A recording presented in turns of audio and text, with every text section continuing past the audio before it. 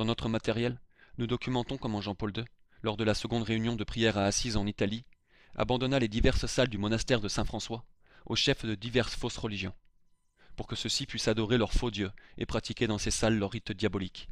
Jean-Paul II fit également en sorte que tout signe de Jésus-Christ, incluant les crucifix et les croix, soit retiré ou recouvert, pour que les pratiquants de ces fausses religions puissent s'engager dans leurs rites diaboliques et cultes idolâtres en toute quiétude. C'est une apostasie totale, une abomination. Spécialement quand on considère ce que l'Église et les Écritures nous disent sur l'adoration de fausses religions, à savoir que les dieux des païens sont des démons.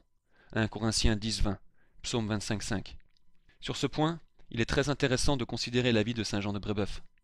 L'histoire de sa vie nous offre un contraste saisissant quand on la compare aux actions de Jean-Paul II lors de la réunion de prière à 6-2. Saint Jean de Brébeuf était un missionnaire jésuite du XVIIe siècle chez les natifs canadiens en Amérique du Nord. Il œuvrait parmi des peuples sauvages, complètement enténébrés, absolument sans Dieu, idolâtres, superstitieux, ancrés dans toutes sortes d'immoralités. Et tandis qu'il vivait avec eux, s'efforçant à apprendre leur langue, à les convertir et les amener vers le Christ, un fait intéressant se produisit en avril 1635. À cette époque, il y avait une sécheresse. Voici ce qu'on lit dans la vie de Saint Jean de Brébeuf, un saint parmi les Hurons, à la page 144. Il y est expliqué qu'aucune pluie ne tomba en avril de cette année, et que la sécheresse se poursuivit en mai. Sans pluie, le maïs ne poussait pas, et leur famille, des natifs, s'affamerait l'hiver suivant. Apeurés et désespérés, les squaws, c'est-à-dire les femmes des natifs, se mirent à consulter leurs songes et démons spécifiques. Les natifs recouraient régulièrement à leurs sorciers diaboliques pour obtenir des réponses, et ils conjuraient toutes sortes de rites ridicules, superstitieux et diaboliques, pour tenter d'arrêter la sécheresse et de savoir pourquoi tout ceci arrivait.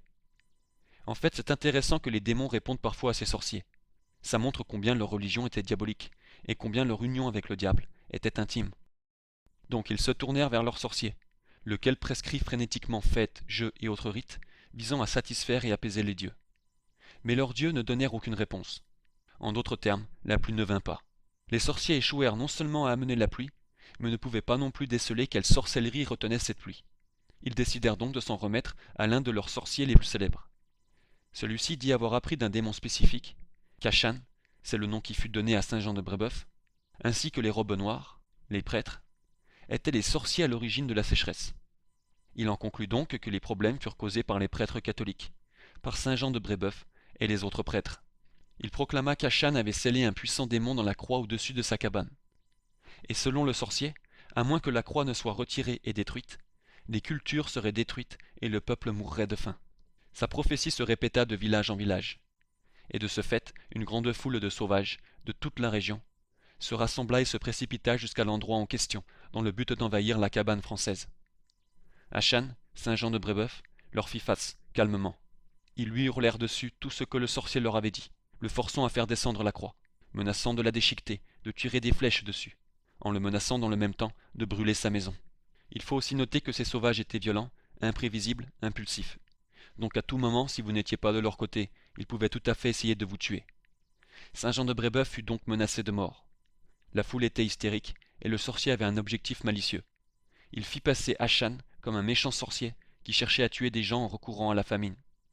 Mais Saint Jean refusa résolument de retirer la croix, et les invita plutôt à assister à un concile.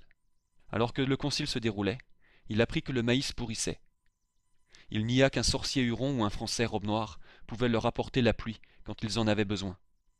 Que celui qui fait tout, et lui seul, était le maître des nuages et de la pluie. Il les invita donc à prier ce maître. Quant à la croix qui fut érigée 10 mois auparavant, elle ne pouvait pas en être la raison, puisqu'il y avait eu de la pluie et de la neige durant tout l'hiver. Il leur dit que la vraie raison devait se trouver chez eux, que ceux-ci avaient écouté des sorciers, traitant avec des esprits mauvais, et que par conséquent ils avaient fâché Dieu, le maître de toutes choses. Il leur pria de servir Dieu et de détester le péché. Quand il obtint leur promesse, il leur demanda de le suivre pour une procession de 9 jours. Cette nuit-là, Brébeuf, Daniel et Dévot offrirent chacun une neuvaine de messe en l'honneur de Saint Joseph. La première se déroula le 5 juin. En cette date, Saint Jean et les prêtres et les 6 Français, suivis par les sauvages, marchèrent solennellement en procession dans le village. Durant 8 jours, le soleil était au fixe, et aucun nuage n'était à l'horizon. Le 13 juin, dernier jour des 9 jours, de Brébeuf et les Français, alors qu'ils faisaient toujours confiance au puissant Saint Joseph, agonisaient. Ils agonisaient, car la pluie n'était toujours pas au rendez-vous. Quand ils se rassemblèrent avec les sauvages pour la procession, il n'y avait aucun nuage à l'horizon. Quand ils marchèrent autour du village en chantant, les nuages apparurent à ce moment-là. Avant d'arriver jusqu'à la cabane française, ils furent trempés par une pluie torrentielle. Donc les prières furent répondues à la fin de la neuvaine. La pluie tombait en quantité.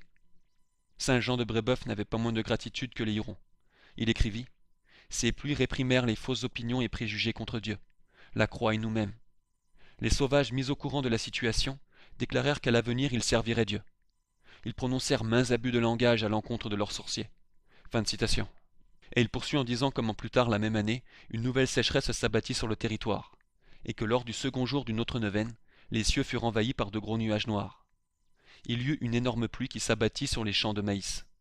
Les sauvages en conclurent qu'Achan était le sorcier le plus puissant de tout le territoire.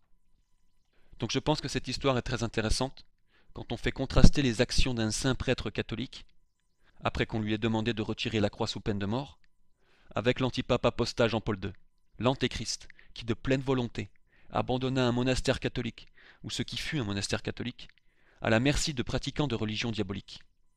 Jean-Paul II retira ou cacha les symboles de notre Seigneur Jésus-Christ, afin de donner aux non-catholiques un accès plus pur jusqu'au diable. Le contraste est encore plus saisissant quand on considère que ces sorciers étaient des chamans, des individus qui s'engageaient dans toutes sortes de superstitions et religions tribales. Jean-Paul II invita ces mêmes sorciers dans ses réunions et autres rassemblements œcuméniques. Sur cette image, on ne voit pas seulement qu'il les invitait pour produire leurs rites, ce qui est déjà une apostasie, mais que lui-même s'y engageait, puisqu'il reçut la soi-disant bénédiction d'un chaman. Donc, tandis qu'un vrai saint, un vrai missionnaire, Saint Jean de Brébeuf, essayait de retirer ces gens des ténèbres, dévouant sa vie entière, subissant des sacrifices héroïques, risquant sa santé et son bien-être pour les convertir et les convaincre que les démons existent et qu'il faut être converti pour se sauver, Jean-Paul II amalgama les deux, disant que toute forme de religion est bien, s'efforçant à retirer la distinction entre lumière et ténèbres, entre bien et mal, entre Dieu et le diable, entre le Christ et l'Antéchrist. Jean-Paul II et sa secte sont carrément saouls du sang des saints, et Saint Jean de Brébeuf fait partie de ces saints.